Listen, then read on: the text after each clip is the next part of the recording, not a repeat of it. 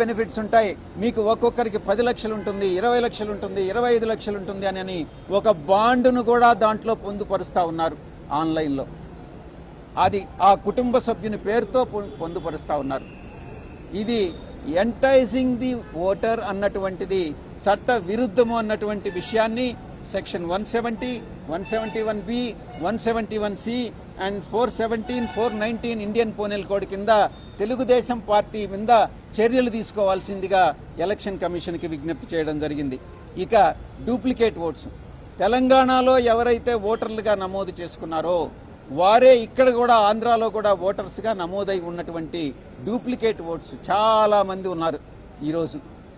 అటువంటి duplicate oats అన్ని కూడా ఒక వ్యక్తి section 17, 18 of peoples representation act ప్రకారం ఒక ఇండియన్ సిటిజన్ ఒక దగ్గరే ఎలక్టోరల్గా ఒక ఓటర్గా నమోదు చేసుకోవాలి. ఇటువంటి డూప్లికేట్ ఓట్స్ అన్ని కూడా రిమూవ్ చేయాల్సిందిగా ఎలక్షన్ కమిషన్కి విజ్ఞప్తి చేశాం. ఇక తెలంగాణలో ఒక ఎన్రోల్మెంట్ డ్రైవ్ అన్నటువంటిది తెలుగుదేశం పార్టీ చేపట్టింది. చాలా బోర్డులు ఉంటాయి, డిస్ప్లే చేస్తూ ఉంటారు.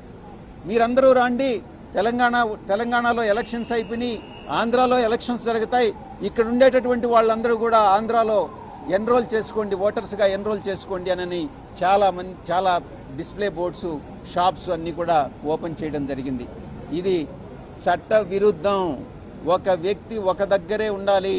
ఒకవేళ అలా చేయాలని అంటే తెలంగాణలో ఓటర్ లిస్టులో నుంచి డిలీట్ చేసిన తర్వాతనే ఆంధ్రాలో ఓటర్గా నమోదు చేసుకోవాలి. ఇలాంటి చర్యల్ని అరికట్టమని చెప్పి మేము ఎలక్షన్ కమిషన్కి విజ్ఞప్తి చేశాం. ఇక ఆఖరి అంశం, చాలా ముఖ్యమైనటువంటి అంశం,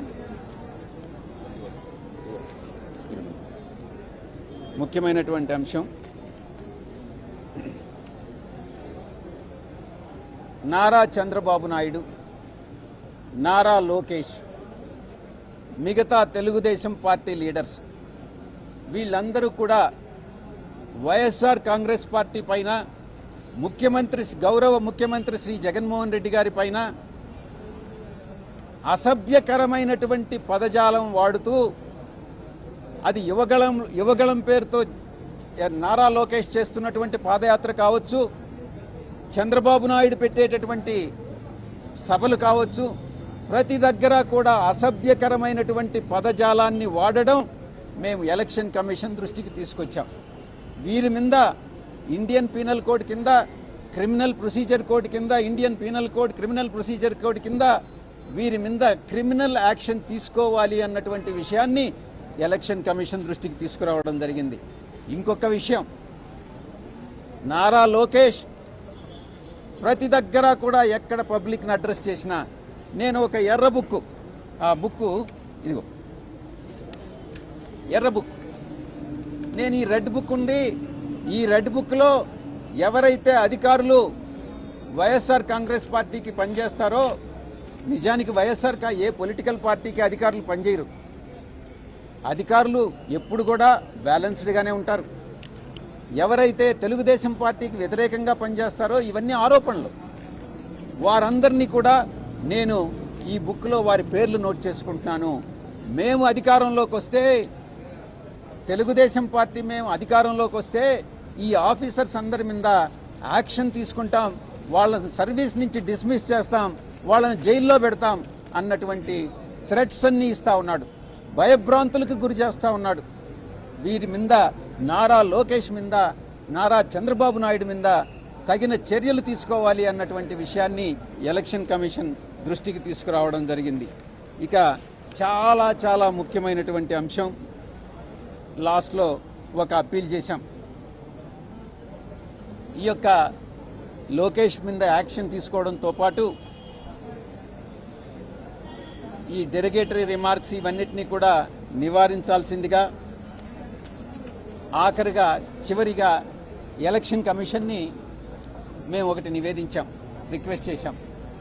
తెలంగాణలో పార్లమెంట్ ఎలక్షన్స్, ఆంధ్రప్రదేశ్లో పార్లమెంటు కానీ అసెంబ్లీకి కానీ ఎలక్షన్స్ ఒకే ఫేజ్లో ఒకే డేట్లో పెట్టండి. ఎందుకంటే తెలంగాణలో ఉన్నటువంటి ఆంధ్రాలో ఎన్రోల్ అయినటువంటి తెలుగుదేశం పార్టీ సింపథైజర్స్ ఎవరైతే ఉన్నారో మేము చేయలేదు ఆ దొంగ పనులు. తెలుగుదేశం పార్టీ చంద్రబాబు నాయుడు గత 14 సంవత్సరాల్లో ఎప్పుడైతే రూల్ చేశాడో ఆ రూల్ చేసినప్పుడల్లా ఈ యొక్క మోసపూరిత కుట్రపూరితంగానే అధికారంలోకి వచ్చాడు.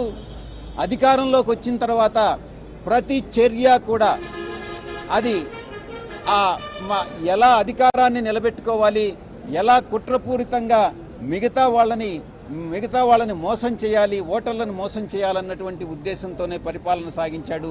అందుకే ఈ డూప్లికేట్ ఓటర్స్ అన్నీ కూడా అటు తెలంగాణలో కూడా ఇక్కడ కూడా ఉన్నాయి. కాబట్టి 2 రాష్ట్రాలకి ఒకే రోజు ఎలక్షన్ జరిపినట్లయితే అక్కడ ఓటేసి ఇక్కడ ఓటేసేటటువంటి అవకాశం ఉండదు. కనుక ఎలక్షన్ కమిషన్కి మేము ఒకే రోజు ఎలక్షన్ జరపాల్సిందిగా నివేదించడం జరిగింది. థ్యాంక్ యూ, ధన్యవాదాలు. చంద్రబాబు 3 పాయింట్లు లేవన్నారు సార్ మీకంటే ముందు. అందులో ప్రధానంగా వాలంటీర్స్ ఎన్నికలు నిర్వహిస్తున్నారనేది 2600 మంది మహిళా పోలీసులు BLOలుగా పెట్టారని కలెక్టర్లందరూ కూడా వైఏపీ నీటి జగన్ అనే కార్యక్రమం పాల్గొంటున్నారు. 14 సంవత్సరాలు ముఖ్యమంత్రిగా పనిచేసినటువంటి వ్యక్తికి ఎవరు ఎలక్షన్ ఆఫీసర్స్గా ఉండాలి, ఎవరు ప్రిసైడింగ్ ఆఫీసర్స్గా ఉండాలి అన్నటువంటి విషయం తెలియకపోవడం అన్నటువంటిది శోచనీయం. మీరేమో అక్రమాలు జరగలేదు అని చెప్తున్నారు, ఏది ఓటర్ విషయంలో కానీ ఏ కానీ. మరి ఒక పక్కన అధికారులు అయితే చర్యలు తీసుకుంటున్నారు, సస్పెండ్ చేస్తున్నారు, మరి ఏంటి? మేము అదే చెప్పాం ఎలక్షన్ కమిషన్కి. తెలుగుదేశం పార్టీ ఈ యొక్క బోగస్ కంప్లైంట్లన్నీ ఇస్తూ ఉంది. అధికారులపైన ఎక్కడైతే చర్యలు తీసుకుంటున్నారో ఆ చర్యలు తీసుకోవడం వైఎస్ఆర్ కాంగ్రెస్ పార్టీ చేసినటువంటి తప్పుల వల్ల కాదు. ఆ తప్పులు ఎవరు చేశారు? మేం చేశామా? మా పేరుతో తెలుగుదేశం పార్టీ వాళ్ళు చేశారా? అది ఎవరు చేశారు, దాని వెనక ఎవరున్నారు అన్నటువంటిది నిజాన్ని నిర్ధారించండి అని ఎలక్షన్ కమిషన్కి నివేదించడం జరిగింది. నేను గతంలో చెప్పినట్టుగా చంద్రబాబు నాయుడు జీవితమే ఒక మోసపూరితమైనటువంటి జీవితం, కుట్రలమయమైనటువంటి జీవితం, అది రాజకీయ జీవితం. కాబట్టి వీటిని ఆరోపణలను నమ్మవద్దు. ఎవరైతే అధికారులు నిజంగా తప్పు చేసి ఉంటారో ఆ తప్పు చేసిన అధికారుల మీద చర్య తీసుకోవడంలో తప్పే లేదు. వైఎస్ఆర్ కాంగ్రెస్ పార్టీ ఇలాంటి తప్పులు చేయదు అన్నటువంటిది ఖరాఖండిగా నేను నిర్ధారించి చెప్తా ఉన్నా. Thank you.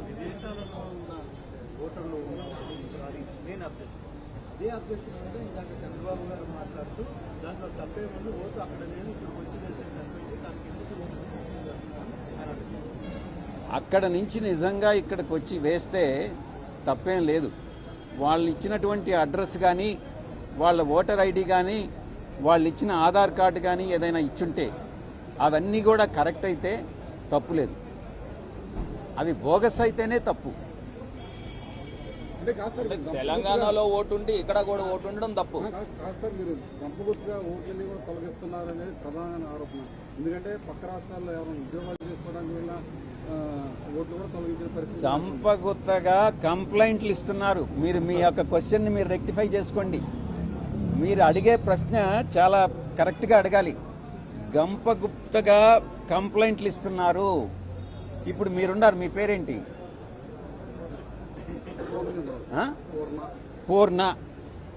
పూర్ణకి 175 నియోజకవర్గాల్లో ఒక 25 లక్షల మంది బోగస్ ఓటర్స్ ఉన్నారని ఖరాఖండిగా చెప్పగలడా? చెప్పలేడు. కానీ తెలుగుదేశం పార్టీ ఎలక్టోరల్ సెల్లో ఉన్నటువంటి కోనేరు సురేషు చంద్రబాబు నాయుడు, లోకేష్ ప్రోద్బలంతో ఈ విషయాన్ని చెప్తున్నాడు. దాన్ని మేము తప్పుపడుతున్నాం. పూర్ణకి అటువంటి అంత అవగాహన ఉండదు, ఆ ఇన్ఫర్మేషన్ ఉండదు. కానీ పూర్ణ ఈ ఆరోపణ చేస్తున్నాడు. Thank you. హైలైట్ అయ్యారు.